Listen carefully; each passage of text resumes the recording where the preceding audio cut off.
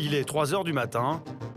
À la gendarmerie de Murviel-les-Béziers, dans l'Hérault, une longue nuit commence pour Olivier, le chef de la brigade. Il vient d'être appelé sur une intervention délicate. Oui, de Charlie Bravo Murviel, départ sur l'incendie de... Bien reçu, 22. À 10 minutes de route, un important incendie s'est déclaré dans un commerce en plein centre d'un petit village. On a reçu un appel pour un feu de poubelle devant une supérette de village. Et la supérette est maintenant en partie calcinée. Sur place, les pompiers luttent contre le feu depuis plus d'1 heure.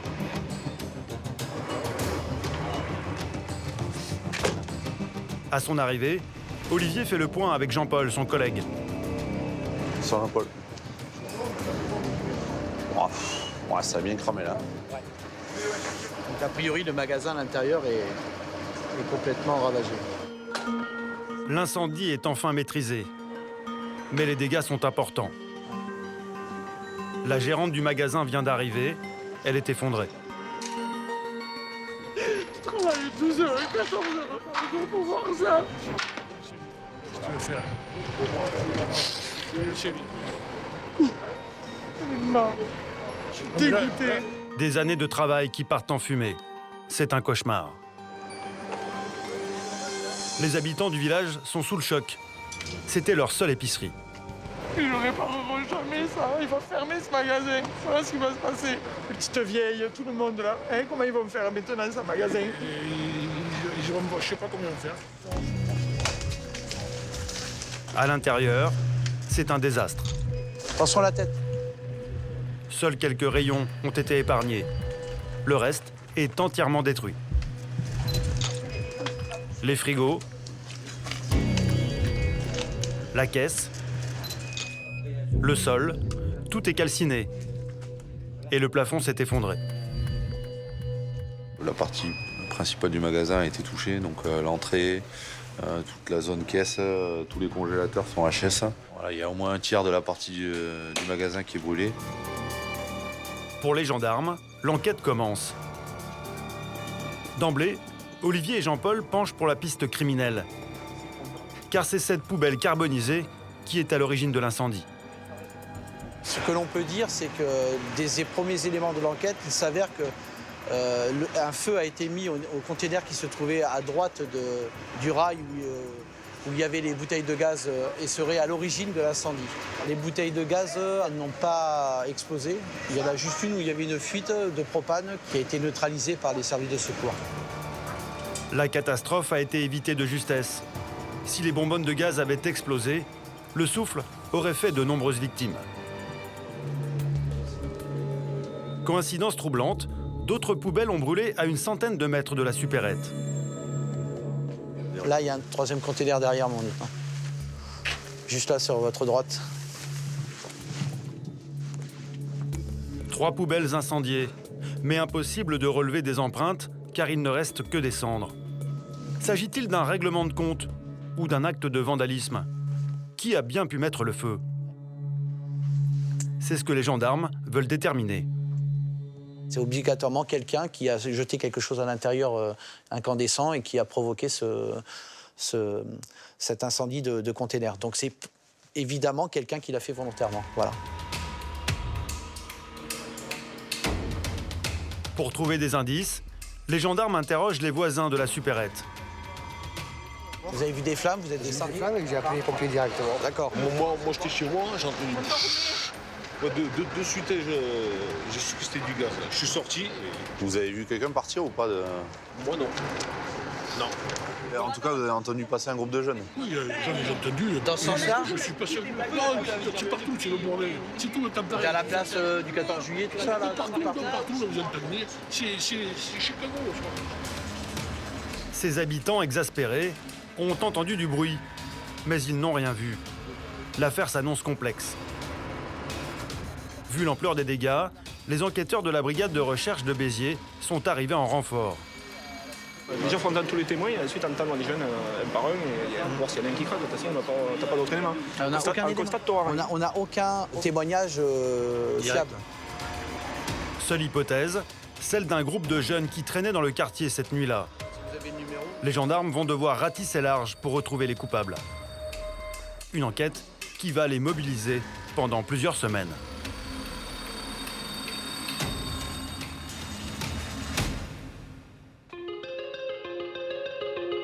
Des champs à perte de vue et des petits villages perdus au milieu des vignes qui respirent la tranquillité. Nous sommes dans l'Hérault, à quelques kilomètres de Béziers. Un décor bucolique digne des plus belles cartes postales que l'on pourrait croire éloignées du crime et du danger. Mais ces dernières années, la délinquance des villes s'est exportée ici et ces campagnes verdoyantes sont aujourd'hui le théâtre d'une criminalité que l'on penserait réservée aux grandes agglomérations. Pour assurer la sécurité des villages et de leurs habitants, 28 gendarmes se relaient jour et nuit. Installés dans le petit village de Murviel-les-Béziers, leur brigade couvre un vaste territoire de 500 km². 29 villages qui s'étendent jusqu'à la périphérie de Béziers. Est-ce que tu vas nous dire la vérité sur les dossiers ou pas? Enquête, surveillance et intervention musclée. Loin des grandes villes, les missions des gendarmes sont beaucoup plus mouvementées qu'on ne l'imagine. C'est la gendarmerie. Laurent, 48 ans, est adjudant-chef. Il enquête sur une bande de voleurs adolescents. Mais moi, ça me fait pas sourire. À 14 ans, t'es mis en cause dans un vol aggravé. Olivier, le chef de brigade, doit faire preuve de sang-froid face à un couple qui se déchire. Elle m'a filé un coup de couteau et j'ai rien compris. Allez, hop, au sol, au sol, au sol, au sol, au sol, allez. Sur ces petites routes de campagne, un nouveau fléau sème la discorde au sein des ménages, la prostitution. Allez, au revoir. Le major Franck, 27 ans d'expérience dans la gendarmerie, va avoir du fil à retordre pour retrouver l'auteur de l'incendie criminel qui a détruit la supérette. Je te conseille maintenant de dire la vérité. Il n'y en a pas 50, quand même, qui mettent le feu aux poubelles. Et dans ces petits villages, il est confronté aux rumeurs et à la loi du silence. Va jusqu'au bout. T'es pas une poubelle près maintenant. Comment ces gendarmes de campagne s'adaptent-ils à ces nouvelles formes de délinquance? Je l'ai vu de cette fenêtre-là, Ouais. et puis après je l'ai vu partir. D'accord. Pour le comprendre, nous avons suivi leur travail au quotidien. Immersion avec les gendarmes dans l'arrière-pays de Béziers. À la brigade, les journées commencent parfois très tôt le matin. Il est 7 h. L'adjudant-chef Laurent s'apprête à boucler une enquête qui l'a mobilisé pendant plusieurs semaines. On fait un petit point rapide avant de partir. Il a convoqué toute son équipe pour aller interpeller à leur domicile 2 jeunes de 14 ans. Ils ont volé 2 VTT et une petite moto de cross. Ça, c'est les photos récupérées sur Internet des vélos identiques à ceux qui ont été volés. Il y en avait un en bleu, un en rouge. Après, la dirt, elle est comme ça. Voilà. Les 2 roues ont été dérobées en pleine journée dans des pavillons d'une banlieue de Béziers. Le préjudice s'élève à 1 300 €. Par chance, des voisins ont assisté au vol et ils ont formellement identifié les 2 jeunes mis en cause. Ils ne sont pas connus des services de la gendarmerie, mais Laurent est vigilant. Dès que la mère ou le père ouvre la porte, il faut monter dans la chambre et directement le scotcher. Allez voir. Ce que je veux dire, c'est qu'il ne faut pas qu'il appelle l'autre. S'il nous entend en bas, tiens, il y a la gendarmerie en bas, donc il va comprendre, il va composer le numéro de son pote, il va lui dire et l'autre, il va se tailler. Vu le jeune âge des suspects, tout juste 14 ans, les gendarmes décident de commencer par la méthode douce.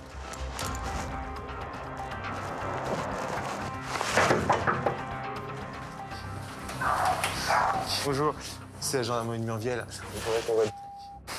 Il est où? Le jeune homme, que nous appellerons Kevin, est dans sa chambre. Il se réveille à peine. Mais c'est bon, t'es pas tout nu. Mais il faut que je vois ce que tu fais. Kevin n'a pas l'air surpris de l'arrivée des gendarmes. Si on est là ce matin, c'est pas pour rien, donc t'as compris? Ok, donc tu sais pourquoi on est là. Bah, tu peux t'habiller. Donc je vais rester là. Malgré son jeune âge, il n'est pas impressionné. Et il ne se démonte pas. C'est bon, maman, j'ai rien fait. Exaspéré par l'attitude désinvolte du jeune homme, Laurent hausse le ton. Moi, ça me fait pas sourire. D'accord? Non, non, non, non. Mais moi, ça me fait pas sourire. À 14 ans, t'es mis en cause dans un vol aggravé. Pourquoi aggravé? Parce qu'il est en réunion. Ils sont deux. Sous le choc, la mère cherche à protéger son fils. Nous, on sait très bien qu'il a participé au vol. Il faut qu'il vous dise aussi ce qu'il a fait. Quand vous le pénalisez, d'accord. Non mais attendez, je suis d'accord avec vous. Mais laissez-lui aussi le droit de réponse. Il n'y a pas de souci. Madame, c'est ce qui va se faire. De le croire aussi. Comme le garçon est mineur, il ne repart pas avec les gendarmes. C'est sa mère qui l'accompagnera au poste. Mais avant de partir, Laurent la met en garde. Son fils, Kevin, ne doit pas avoir de contact avec son complice. Il ne faut pas qu'il y ait de communication téléphonique. D'accord? Non, non. Parce que c'est pas le seul qu'on va... Il appelle personne. Mais vraiment, madame. Parce que si après on s'aperçoit qu'il a appelé le temps qu'on se déplace nous là-bas, c'est vous qui allez avoir des soucis. Bon, je voudrais pas que vous ayez des soucis. D'accord? Allez, à tout de suite. Sans perdre de temps, Laurent et son équipe repartent pour aller chercher le complice présumé. L'adolescent habite à 5 minutes de route, dans un quartier populaire de Béziers. Bonjour. C'est gendarmerie de Murviel. À la porte, c'est justement le jeune homme qu'il recherche. Nous l'appellerons Samy. On vient vous voir dans le cadre d'une procédure pour vol, dans laquelle il est mis en cause. Il n'y a pas de preuve. Ah si, madame. Si on vient, voilà, si on vient, c'est pas... Malheureusement, on en a. D'entrée de jeu, sa mère est sur la défensive. L'adolescent nie tout en bloc. Vol des vélos, d'accord. S'il y a des choses qu'on doit trouver ici, tu nous le dis. J'ai rien volé. Pour le moment, les enquêteurs n'ont que les déclarations des témoins pour incriminer les deux jeunes garçons. Laurent veut des aveux, alors il tente de sensibiliser le frère aîné de Samy. Votre petit frère, il tourne très très mal. Il y a des témoins, on a tout. Ce que je veux vous dire, c'est que vous êtes le plus grand, il faut que ça s'arrête. Il a 14 ans, il faut qu'il s'arrête maintenant. Parce que s'il ne s'arrête pas, il va monter en puissance et il finira en prison. Avant de quitter les lieux, une dernière vérification. On va faire un tour dans le parking quand même. Laurent a aperçu des vélos garés un peu plus loin. Peut-être la preuve qui lui manque. C'est pas du tout la marque qu'on recherche. Ni la marque, ni la couleur. Non, c'est pas cela. Aucune trace des deux roues volées. Mais Laurent est confiant. Il sait que les deux jeunes se mettront à table tôt ou tard.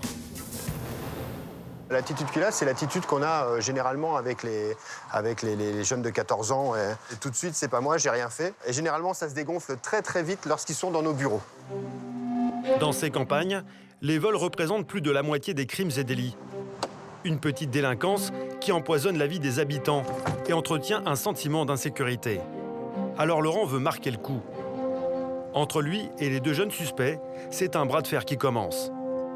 Et l'enquêteur n'est pas au bout de ses surprises.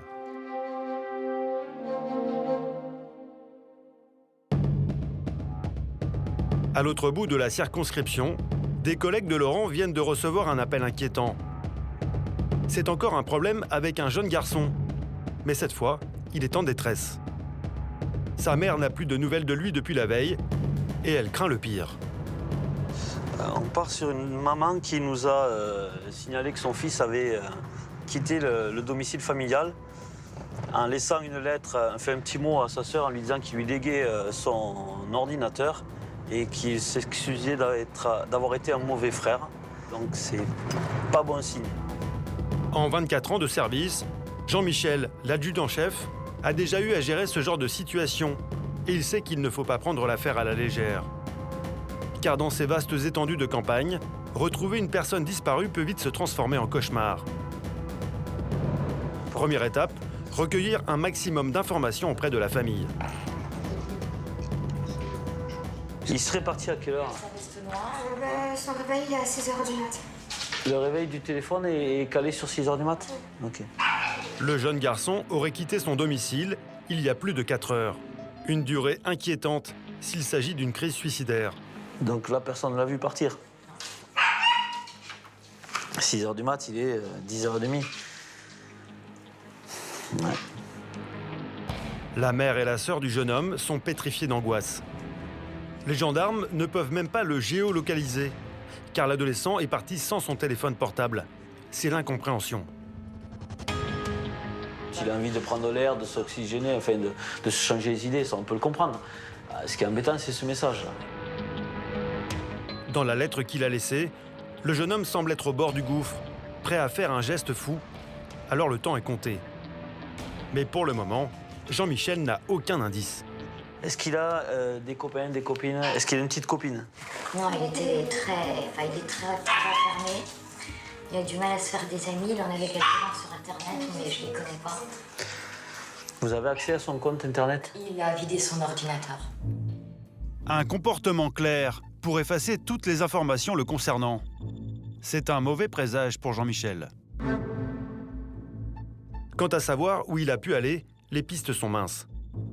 Mais le jeune homme aimait se promener avec sa petite sœur dans les environs.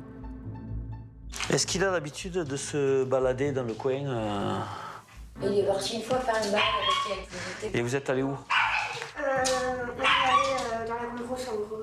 Ouais, mais où? Vers le barrage. Bon, allez, on va essayer de tourner, on va voir. Ok, on se tient au courant. Qui dit barrage, dit risque de noyade et donc danger de mort. C'est une course contre la montre qui commence. Moi, ce qui me pose problème, c'est le retard qu'on a sur lui. Sur place, aucune trace de l'adolescent. C'est une fausse piste et un retour à la case départ. Le jeune homme peut être n'importe où. Alors Jean-Michel décide de lancer un avis de recherche. Il mesure 1m92, maigre, il doit avoir une veste matelassée noire. Au village, une réunion de crise s'organise au pied levé. La situation est critique. Jean-Michel sait qu'il doit faire vite. Là, s'il est parti dans la verte, comme on dit, dans la campagne, il peut ne pas croiser quelqu'un avant longtemps. Et si malheureusement il a mis fin à ses jours, il peut ne pas être retrouvé avant très longtemps aussi. À la tête du dispositif, le maire du village et le major Franck en treillis militaire. Des habitants de la commune et des chasseurs ont également répondu présents. Une aide précieuse pour couvrir les vastes étendues de campagne. Donc il fait beaucoup d'hectares ou quoi? 1111 hectares. 1111 hectares. Avec le village. Avec le village. Donc on va essayer de le quadriller ensemble. On a l'appui des chasseurs qui connaissent le territoire mieux que nous, puisqu'ils le pratiquent régulièrement. On va avoir l'appui de l'équipe cynophile, donc le maître chien qui va arriver avec un chien de recherche. Une dizaine d'habitants sont déjà sur le terrain, à la recherche du jeune homme. Et leur mobilisation va porter ses fruits. Premier espoir, l'appel d'un agent municipal qui pense avoir aperçu l'adolescent. On y va là, on va... D'accord. Allez, ouais, on s'en occupe. Il serait sur une petite route à quelques kilomètres du village. Et il marchait là, il était... Oui, mais il ne fallait pas les suivre. Vas-y, va là-bas, il y a du monde là-bas qui marche. C'est pas le jeune, ça? Non, plus loin. C'est pas lui, ça? C'est lui, ça. Non, c'est un autre. Ah, c'est pas lui, il fait pas 1m92, lui. Ah, ok. Allez, là-bas. Soudain, Jean-Michel reconnaît le jeune homme au détour d'un virage.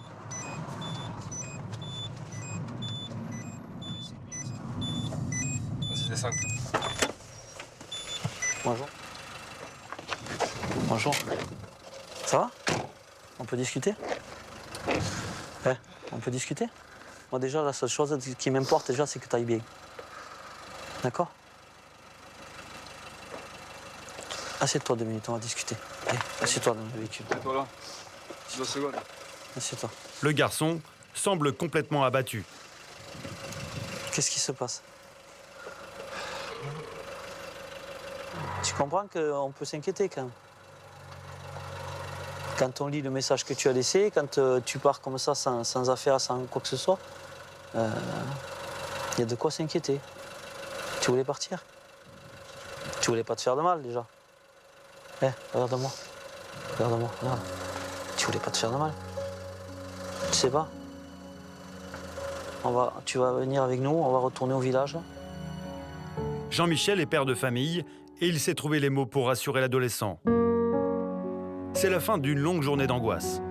Au village, sa mère l'attend. Pour elle, comme pour tous ses proches, c'est un grand ouf de soulagement. Les gendarmes ont évité le pire. Dans le sac du jeune homme, un élément sans équivoque sur ses intentions. Je vais pas y aller par 4 chemins. Je pense qu'il faut que tu te fasses aider. Est-ce que tu serais d'accord pour te faire hospitaliser, le temps déjà de rencontrer un psy, de faire un bilan. Et c'est avec ton accord. Le tact de Jean-Michel a payé. Le garçon accepte de partir à l'hôpital. Il sera soigné dans un service psychiatrique. En 24 ans de carrière à la campagne, le gendarme a appris à être à l'écoute. Et parmi ses collègues, il est connu pour ses talents de psychologue. C'est au feeling et à l'expérience, on va dire. Et il faut surtout pas les accabler, déjà, et prendre le temps de les écouter. On ne sait pas ce qu'il va devenir, mais dans tous les cas, aujourd'hui, on l'a aidé. On l'a aidé, on l'a secouru et on y a proposé une solution. Chaque année, les gendarmes de Murviel-les-Béziers traitent une douzaine de disparitions comme celle-ci. Un phénomène en hausse à la campagne, où les jeunes souffrent de l'isolement et de la solitude.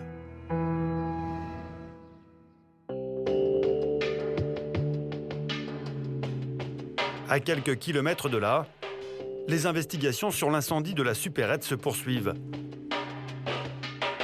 C'est l'adjudant-chef Patrice qui a repris l'affaire en main. À l'origine de l'incendie, un feu de poubelle. Le gendarme est persuadé qu'il s'agit d'un acte de vandalisme commis par des adolescents. Alors il interroge tous les jeunes du quartier. Et là, ça parle pas, là, les copains, tout ça, personne ne dit rien. Non, parce que je suis pas sorti là encore. Je suis pas sorti. Bon, si jamais vous entendez quelque chose, n'hésitez pas. Je connais beaucoup de gens de ma génération, franchement, je ne veux pas faire ça là. Un coup d'épée dans l'eau. Comme souvent dans ces villages, les enquêteurs se retrouvent confrontés aux rumeurs. On se rend compte que c'est beaucoup de bruit de village. J'ai entendu que c'était des jeunes, j'ai entendu qu'il y avait des gamines qui ont vu quelque chose, mais c'est de la rumeur. L'enquête piétine. Mais Patrice mise sur les auditions pour trouver une piste. Il a convoqué des témoins présents la nuit de l'incendie, des jeunes des environs qui ont l'habitude de se retrouver le soir dans le quartier de la supérette. Certains sont connus des services de gendarmerie. On va entendre le plus de personnes possible avec l'espoir d'avoir des éléments ou sur les auteurs présumés ou d'avoir les auteurs dans les auditions qu'on va prendre, quoi. Donc on va voir. Dans les bureaux, c'est un défilé. En 2 jours, les gendarmes doivent auditionner pas moins de 40 jeunes. Si t'as des choses à dire, voilà, c'est maintenant qu'il faut le dire, quoi. La soirée, tu l'as passée où, toi? Chez une amie. T'es allé chez une copine, là, où vous avez tous couché là-bas, ça? D'accord. À ce moment-là, j'étais chez moi, j'étais en train de dormir. D'accord. Qu'est-ce qui va me faire dire que c'est pas toi? Je sais pas, demander à mes parents. Encore une chose qui nous apporte pas grand-chose. Patrice est dépité, personne ne parle, par peur. Car dans le village de la supérette, tout le monde se connaît. Les gens, ils veulent pas donner d'éléments parce que même s'ils ont vu quelque chose, parce qu'ils ont toujours peur des représailles, peur de dire les choses. Les jeunes, ils ont peur d'être des balances là. Je suis mitigé parce que je me dis que on a quand même une bonne vingtaine d'auditions dans le dossier là. Et pour l'instant, on n'a vraiment rien qui nous permettrait d'avoir une piste sérieuse sur les auteurs des incendies. Pour tenter d'accélérer les choses, le major Franck consulte le TAJ. C'est le fichier national des auteurs d'infractions. Il espère trouver des éléments sur les jeunes qui n'ont pas encore été entendus. Et justement, un profil attire son attention. Patrice, tu as vu le TAJ là? Je l'ai ressorti, le TAJ, je l'ai fait. 2015, il a cramé la box. Il s'agit d'un jeune homme de 16 ans, déjà condamné pour un incendie. Il vit dans le quartier de la supérette. Il est connu pour des vols et pour avoir brûlé un box il y a quelques temps. Je pense que on va le chercher. Il n'y a pas photo, il faut aller le chercher. Ouais. Pour la première fois, les gendarmes pensent tenir une piste sérieuse. Retour dans le quartier de la supérette. Patrice compte sur l'effet de surprise pour interpeller le jeune homme. C'est les gendarmes. Bonjour. Bonjour madame. On vient voir si... Elle est là ou quoi? Oui. On peut le voir s'il vous plaît? Qu'est-ce qu'il a fait encore? On va justement, je vais lui expliquer, je vais lui dire pourquoi, etc. Il va venir avec nous, il faut qu'il s'explique. Par rapport à quoi? Au feu? Ah non, il était là. franchement, là, non, c'est abusé. Et puis, madame... Mon fils est à la maison. D'accord. Mais ça, il va l'expliquer, il n'y a pas de souci. C'est pour ça que tout le monde me regarde de travers ici, je les vois. Hein. Mais J'ai gens... ici, monsieur, je l'ai vu. Hein. D'accord, ça a changé depuis le jour où c'est passé. Ça a changé. Hein. La mère est formelle. Son fils se serait assagi. Et elle affirme que le soir de l'incendie, il était à la maison. Cherche-t-elle à le couvrir? Pour en avoir le cœur net, Patrice veut entendre la version du jeune homme. Bonjour. C'est la gendarmerie de Murviel. On a besoin de vous voir. Pour avoir des explications sur votre emploi du temps, sur les dégradations par incendie qu'il y a eu la nuit dernière, la nuit d'avant. Tout comme sa mère, le jeune garçon affirme qu'il était chez lui. Mais Patrice a un doute. En fait, il va s'expliquer et s'il n'y a rien, il n'y a rien, point. Il repart et voilà, c'est tout. Hein, nous, ce qu'il faut, c'est qu'on vérifie. Donc, c'est quand même des dégâts importants là, au magasin. Ah oui, mais c'est clair, on a failli mourir quand même. Justement. C'est pour ça. De gaz, si c'est éclaté. Tout à fait, madame. Direction la gendarmerie. Loin de sa famille, il sera peut-être plus bavard. Toi, le soir de l'incendie, là, explique-moi un peu ce que tu as fait, à quelle heure tu es rentré, tu étais avec qui? À 23h. T'es rentré à 23h. Qui est-ce qui peut me confirmer ça? Mon frère, ma mère. Tu ressors ou pas après? Tu ressors pas? Je reste avec mon frère, c'est trop moi, j'ai pas vu. T'as été au courant de ce qui s'est passé là, dans la nuit, quoi? J'ai entendu. T'as entendu? Tu es allé voir? Ouais. Voilà, la fenêtre avec mon frère.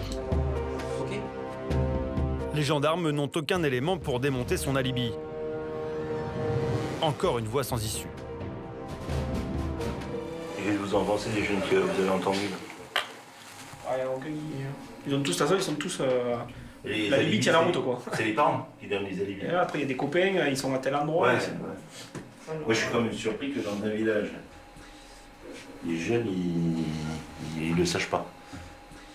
Si c'est local, je suis vraiment surpris, quoi. Il n'y en a pas au moins un qui est balancé, quoi. Ouais. Je pense qu'à mon avis, il se chie dessus, là, parce qu'il ne pensait pas que ça prend une telle importance, quand même. Pour le major Franck, l'hypothèse d'une bande de jeunes incendiaires ne tient pas la route. L'enquête est au point mort. Pourtant, vous allez voir qu'un élément décisif va faire basculer leurs investigations. À force de frapper aux portes et d'entendre des témoins, les indices vont s'accumuler. C'est des gants qui ont été manipulés avec de l'essence. Et le major Franck va finalement mettre la main sur un suspect au profil plutôt surprenant. L'équipement du parfait petit pyromane.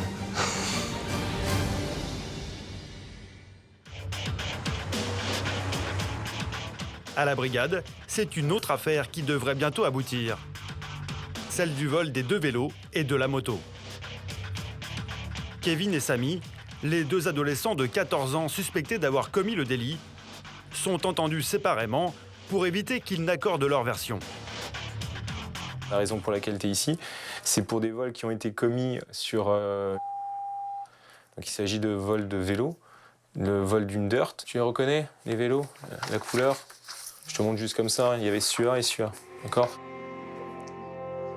Après seulement quelques minutes d'interrogatoire, Kevin est le premier à passer aux aveux. Comment ça s'est passé? C'était quoi, l'après-midi? Oui. Après un match de foot? Oui. Vous traînez dans le village? Quoi, vous passez devant une maison ou par hasard ou c'est quoi? Par hasard. Et ensuite, qu'est-ce qui se passe? Et après, moi je me suis éloigné. Ouais. Comme le portail il est petit, et voilà, il a pris. Il, c'est qui? Mon service. C'est du bout des lèvres que l'adolescent dénonce son complice. Mais problème, dans la pièce d'à côté, face à Edwige, l'autre adolescent dit exactement l'inverse. Et il a beaucoup moins de scrupules à lâcher un nom.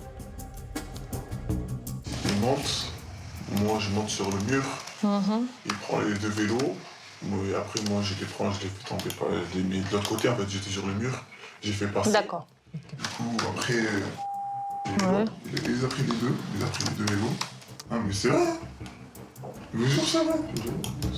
Samy affirme avec aplomb que son copain Kevin aurait emporté les vélos.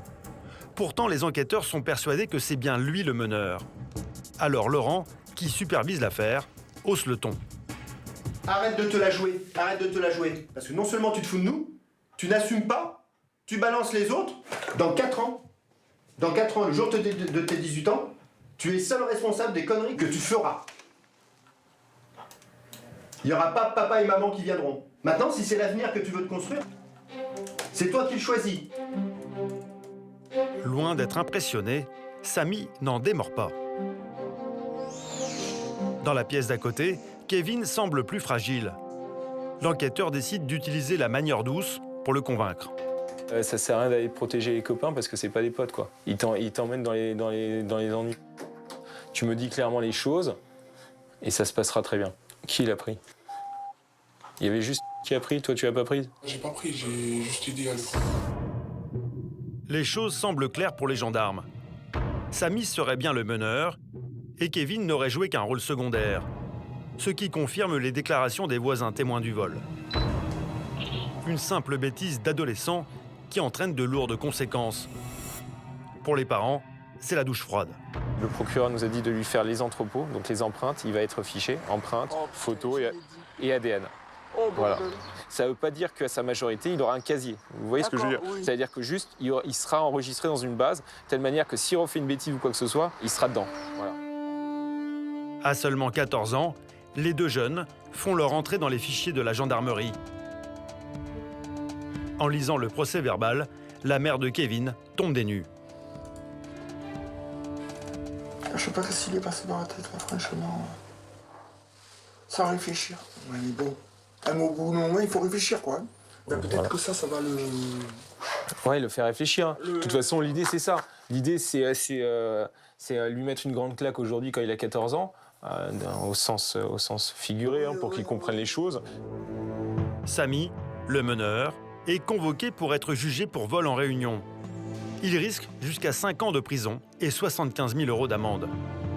Mais comme il n'a pas d'antécédent judiciaire, il peut espérer la clémence du tribunal. Merci, monsieur d'être venu.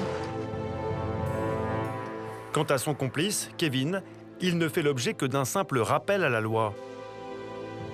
Avec des adolescents aussi jeunes, les gendarmes espèrent encore avoir un rôle préventif. J'espère que ta venue ici t'aura fait un peu mûrir, réfléchir à tout. Parce qu'en plus, tu voudrais aller dans l'armée, c'est ça? Bon, bah tu vois. Après, tu sais que la gendarmerie, on est militaire aussi. Donc, bon, ben voilà. Après, c'est pas pour autant parce que tu as fait une bêtise aujourd'hui que ça veut dire que c'est fini pour toi. Il y a 5 ans, la délinquance des mineurs représentait à peine une affaire sur 5. Aujourd'hui, c'est presque le double. Avec un taux de récidive qui explose.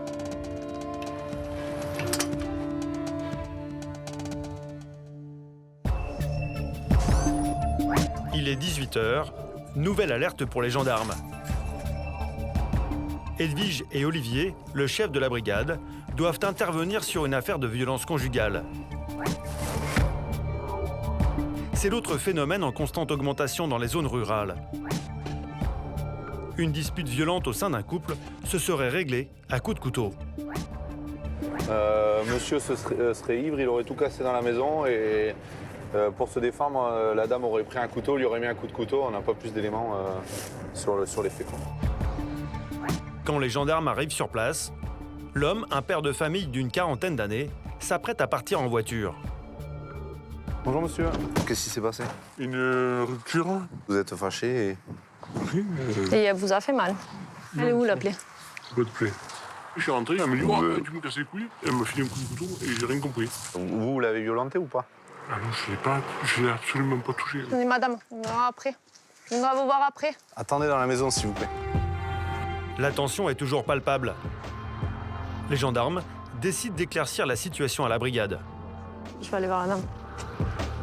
Étonnamment, la femme qui aurait porté les coups accepte de suivre Olivier et Edwige sans discuter, alors que de son côté, son compagnon refuse de coopérer.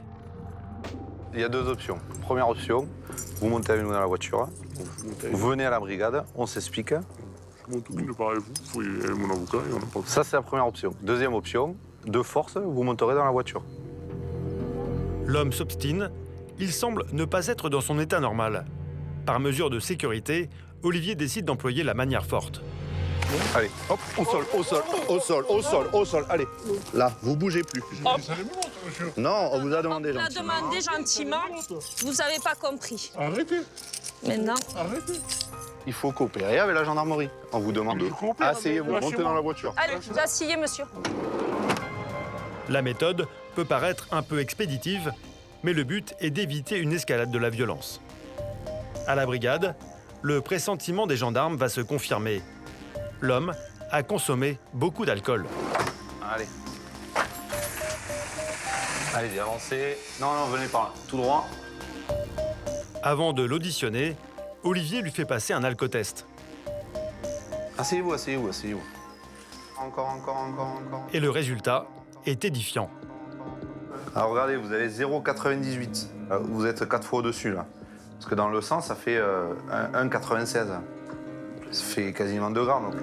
L'équivalent d'une bouteille et demie de vin. Impossible de l'interroger dans cet état. L'audition sera pour demain, c'est la loi. Il passera la nuit en cellule de dégrisement. Au même moment, à l'autre bout du couloir, Edwige s'apprête à questionner la jeune femme. Comme souvent dans ce genre d'histoire passionnelle, sa version est différente de celle de son compagnon. Il est venu vers moi, il a commencé à se frotter une partie de son anatomie sur moi, et il a commencé à vouloir m'embrasser. J'ai dit non, tu dégages, c'est bon, tu me saoules, vire de là. Après, quand je l'ai repoussé, ça a été que j'étais qu'une pute. Il m'a dit je vais t'en mettre une. Je me suis levé, j'ai dit ben vas-y. Et là, il m'en a mis une. Et là, il m'a arraché les cheveux, il m'a tiré les cheveux, il m'a fait tomber. La femme ne s'en cache pas, elle ne s'est pas laissée faire. Il est tombé par terre, je lui ai mis des coups quand il était par terre. J'ai dit maintenant tu t'en vas, il voulait pas partir. Et je sais pas, je suis retourné dans la cuisine, j'ai pris le couteau, j'ai dit maintenant va-t'en. Et donc il m'a attrapé la main où j'avais mis le couteau, et il m'a attrapé la main, il s'est entaillé. Edwige prend en photo sa nuque et son front, qui porte les stigmates de la bagarre. Une preuve de la violence des coups portés par son compagnon. 10 heures plus tard, et vous venez ? Après avoir passé une nuit en cellule, c'est au tour de l'homme de s'expliquer. Il a repris ses esprits et son récit a changé. Il reconnaît maintenant avoir porté des coups et confirme la version de sa compagne. Elle s'est retournée, ouais. Elle a pris le couteau qui était sur la table, elle a fait ça.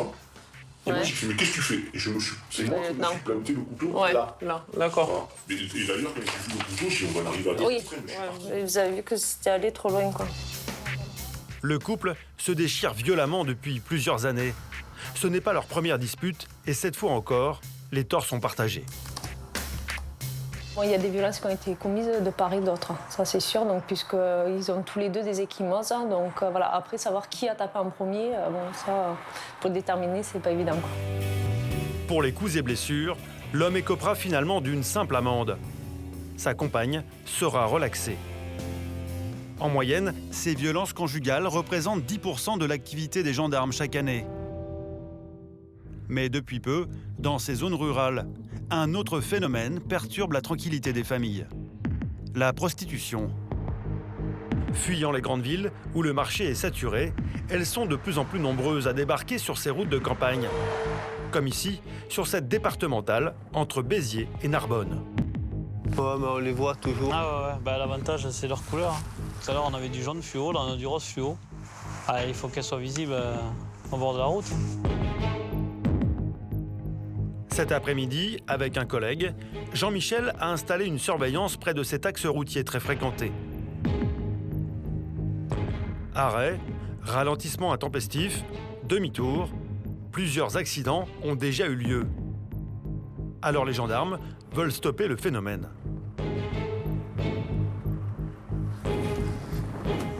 Ah, un camping-car qui vient de s'arrêter. Il y a une des jeunes filles qui s'est approchée du côté passager. On va voir. C'est exactement le genre de situation que Jean-Michel redoute. Et tu vois là, il vient de redémarrer le camping-car. Et celui qui est arrivé derrière, il a été obligé de le doubler. Et c'est là où voilà, on a des situations de danger. Parce qu'on se retrouve avec deux camping-cars côte à côte sur les deux voies de circulation. Si on a un véhicule ou une moto qui arrive en face, ça peut être dangereux. Pour combattre ce fléau, les gendarmes ont un atout. Depuis avril 2016, une nouvelle loi leur permet de verbaliser les clients dès qu'ils sollicitent une prostituée. Oui. Yes, it is. Vas-y, Kiki. Mais il faut les prendre en flagrant délit. Ça monte. Elle est montée. Pour être tranquille, le conducteur du véhicule se met à l'abri des regards sur un petit chemin. Ah, il va s'arrêter là, il est facile. Hein. Allez. On va aller contrôler, c'est bon pour moi. Les gendarmes sont rapides, mais peut-être pas assez discrets. Ah, il nous a captés. Il est sorti de la voiture. Et le client est rusé. Il a abandonné la prostituée au bord du chemin. Venez voir, là, s'il vous plaît. Vous avez conclu avec le jeune, là? Pourquoi? Il n'y en a pas des sous. D'accord, il vous a demandé combien c'était? 20 €. D'accord, ok, merci. Aux yeux de la loi, l'infraction est constituée, même s'il n'y a pas eu consommation.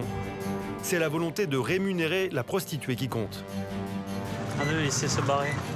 Alors Jean-Michel et son collègue décident d'appréhender le conducteur. Bonjour monsieur, la gendarmerie.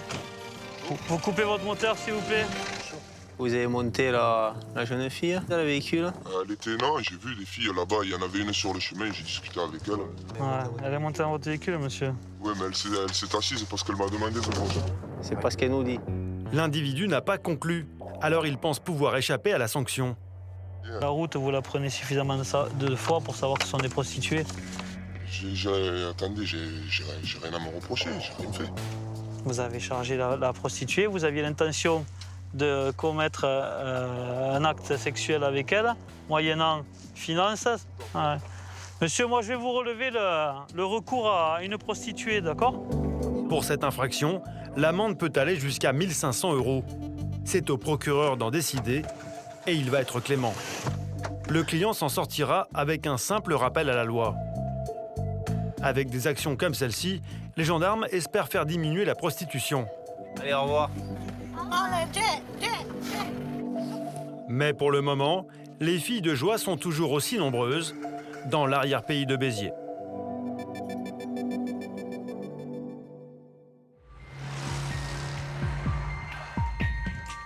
Après une semaine de recherches infructueuses, le major Franck tient enfin une piste sérieuse dans l'affaire de la supérette incendiée. Ses équipes ont auditionné une cinquantaine de personnes et l'une d'entre elles lui paraît suspecte. Des témoignages nous expliquent qu'il était le premier sur les lieux, qu'il est resté devant et pendant l'intervention des pompiers, il est toujours resté, mais proscrit un petit peu à l'écart et regardait le feu. Sur les images que nous avons tournées, on le retrouve constamment aux côtés des gendarmes. Et contre toute attente, il s'agit d'un quinquagénaire. Toujours là au second plan, le regard baissé, observant discrètement la scène. Un comportement étrange, typique des pyromanes. Alors ce matin, Franck et son équipe ont décidé de se rendre à son domicile pour l'interroger à nouveau.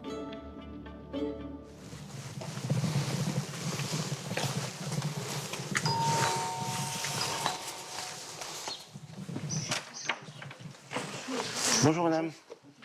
Votre mari est là? Non, il est hospitalisé. Il est hospitalisé depuis quand?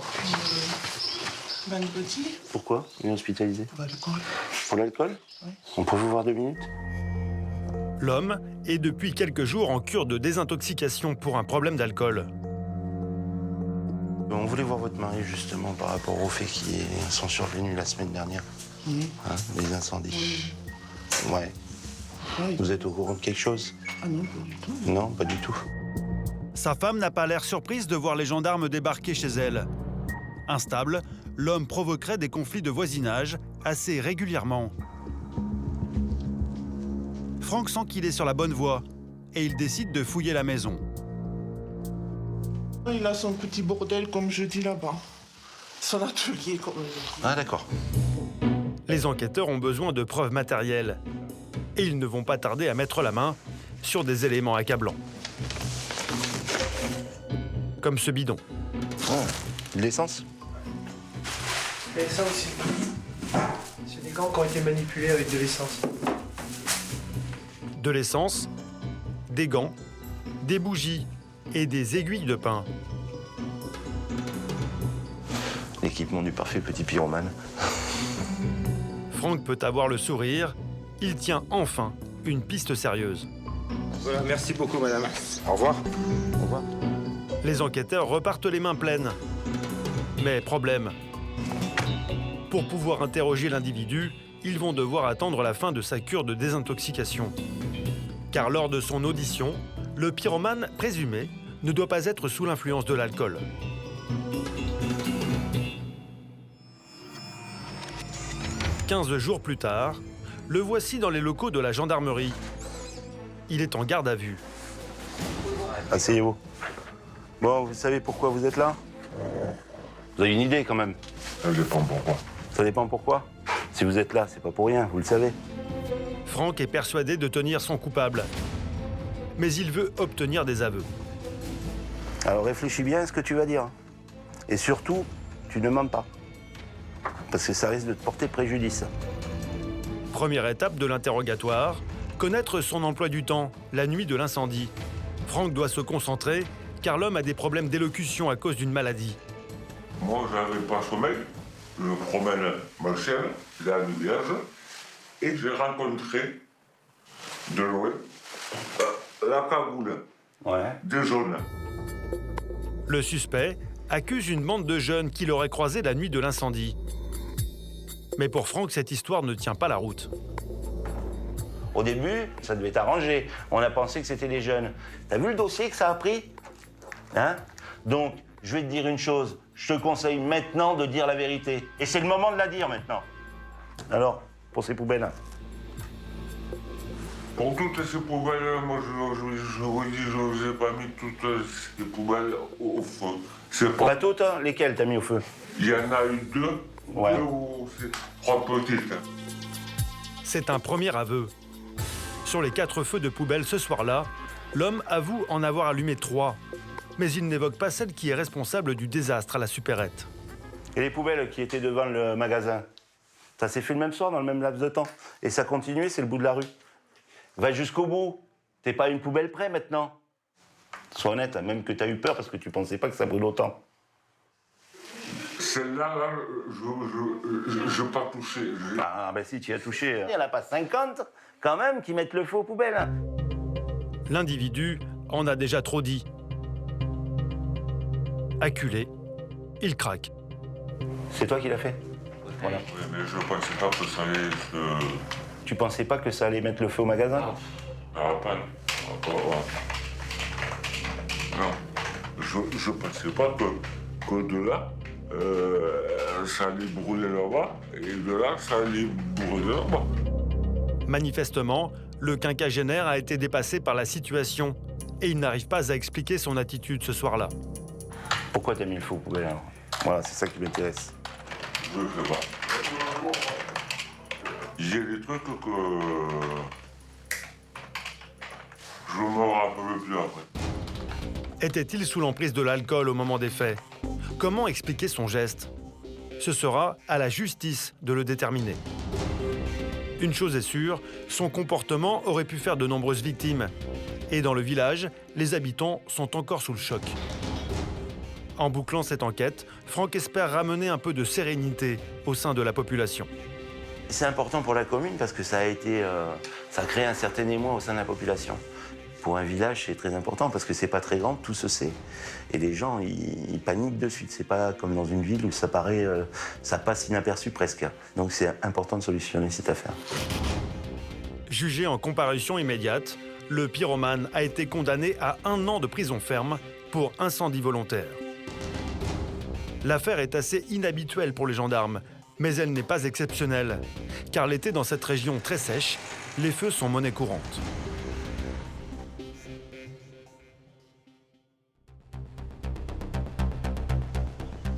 Quelques jours plus tard, rebelote. Au milieu des vignes et de la garrigue, un spectaculaire incendie menace les habitations.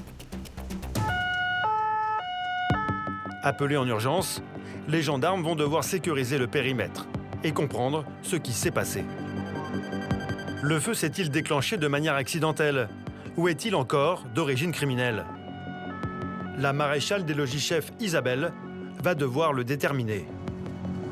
On va essayer d'identifier l'origine du feu. Il fait chaud, il y a du vent. C'est sec, archi sec même. Donc ouais, le feu a dû prendre très très vite. Ouais. Plusieurs hectares de pinèdes ont été touchés. Tout autour, l'air est irrespirable. Sur place, les pompiers ont mobilisé d'énormes moyens. Une douzaine de camions et 2 Canadair. Avant de démarrer ces investigations, Isabelle attend que le feu soit maîtrisé. Ok, bien reçu. Pélican 35 du COS, vous avez autorisation de l'engagement, compris? À chaque passage, les 2 avions Pélican déversent près de 12 tonnes d'eau, avant de retourner se ravitailler en mer, 50 km plus loin. Un combat acharné qui va durer plus de 2 heures et qui va être payant. C'est maîtrisé là, de ce côté-là Là, de ce côté-là, jusque là-bas, ça risque plus rien. Bah allez, bon courage, à plus tard. Isabelle et ses collègues peuvent désormais explorer la zone où l'incendie s'est déclenché. On retrouve des traces de feu par ici, et donc après ça saute. C'est sauté là où vous voyez, il y a encore de la pinède et du pain. C'est monté, et après le feu s'est décalé sur la gauche. Il n'est pas allé à droite, heureusement, parce qu'il y a le village. Et donc il est parti sur la gauche. Le foyer est identifié, mais pour le moment, aucun indice sur les causes de l'incendie. Quant aux habitants des alentours, ils ne semblent pas avoir vu grand-chose. Oui, il y a des petits morceaux qui m'appartiennent. Ouais. D'accord. Surtout là-haut, parce que c'est allé jusqu'à là-haut. Mais quelques minutes plus tard, coup de théâtre. Un homme se présente spontanément aux gendarmes. Il craint d'être à l'origine de la catastrophe. C'est un employé viticole. Il avoue aux gendarmes avoir brûlé des branchages un peu plus tôt dans la matinée, là où l'incendie s'est déclaré. Il était rempli le trou? Oui, il y avait des branches, quoi, à ras de la terre. À ras de la terre. Et c'est des branches, donc les feuilles sont sèches, ça brûle bien, quoi. Ouais, d'accord, vous ne mettez pas d'essence par-dessus ou quoi que ce soit. Moi, j'ai mis. Isabelle comprend enfin le scénario. Les viticulteurs, c'est vrai, ont le droit de faire un écobuage, qu'on peut appeler un écobuage, et donc de mettre le feu. Mais le problème, c'est qu'il a laissé sans surveillance. Mais à 11 h, c'est ce qu'il nous disait tout à l'heure, c'est qu'il n'y avait pas autant de vent que maintenant. À cause d'une simple erreur d'inattention, près de 5 hectares de garrigues sont partis en fumée. Abasourdi, le jeune homme commence à réaliser les conséquences de sa négligence. Pour le monsieur, là, on va rendre compte au parquet, parce qu'il y a quand même pas mal de moyens engagés, il y a une grosse superficie. Par chance, il n'y a pas eu de victimes, ni de blessés. Pour cet incendie involontaire, l'individu risque jusqu'à 30 000 € d'amende et 2 ans de prison. Cette fois, l'enquête est vite bouclée, mais d'autres affaires attendent les gendarmes. En moyenne, chaque année, dans l'arrière-pays de Béziers, ils interviennent sur plus de 1200 crimes et délits.